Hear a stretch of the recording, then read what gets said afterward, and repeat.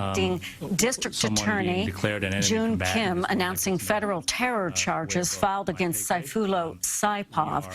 Again, federal charges have been filed against the terror suspect. Good evening. I'm Dana Tyler. This is CBS 2 News at 6. We're now hearing the names and seeing the faces of the 8 people who were killed on the West Side yesterday.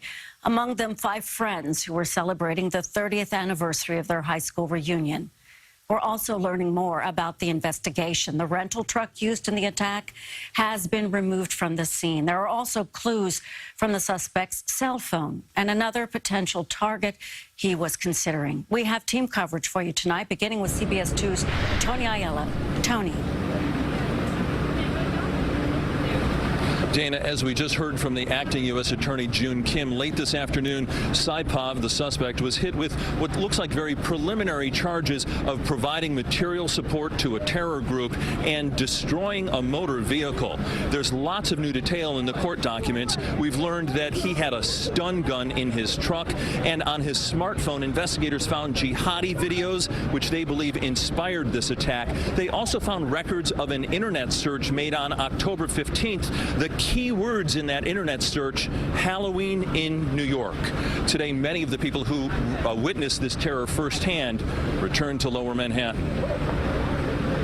I hear boom, boom, boom, boom. Nayali Naboa says what she saw Tuesday afternoon will haunt her forever. A Halloween terror attack that killed 8 and injured 12. There are bike pieces in the air, there are body parts flying, and I froze. What am I supposed to do? Under arrest at Bellevue, Aiello Saipov is said to have no remorse, telling investigators he's pleased with the success of the attack. It appears that Mr. Saipov had been planning this for a number of weeks.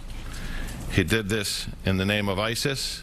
Deputy Commissioner Miller says Saipov left handwritten notes in Arabic in the truck, pledging himself to ISIS. Investigators believe he read and closely followed instructions in this article from an ISIS publication, spelling out how jihadis should use trucks to commit terror attacks. Investigators spent 12 hours searching Saipov's home in Paterson, New Jersey. A neighbor recently started seeing Saipov and 2 other men in a Home Depot rental truck, like the one used in the terror attack. I've been seeing it on and off for 3 weeks. Just the truck, that's about it. They'll never use it for anything. They'll just get in there and drive off. Investigators are trying to discover Saipov's path to radicalization.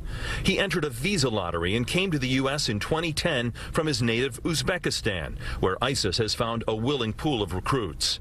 He lived in Ohio for a time, where he married a fellow Uzbek immigrant. They moved to Florida and then Paterson. Investigators believe he may have made repeated trips to Manhattan as he planned the Halloween attack. There is a wealth of shocking new detail in these court documents. They say that Saipov had been thinking about an attack for about a year and settled on a Halloween truck ramming attack about 2 months ago. They said the documents say that he even rented trucks to practice making turns, and that he hoped to leave a trail of death and destruction all the way to the Brooklyn Bridge. He had the Brooklyn Bridge in his sights. The documents say Saipov thought about displaying an ISIS flag on his truck, but eventually decided against it.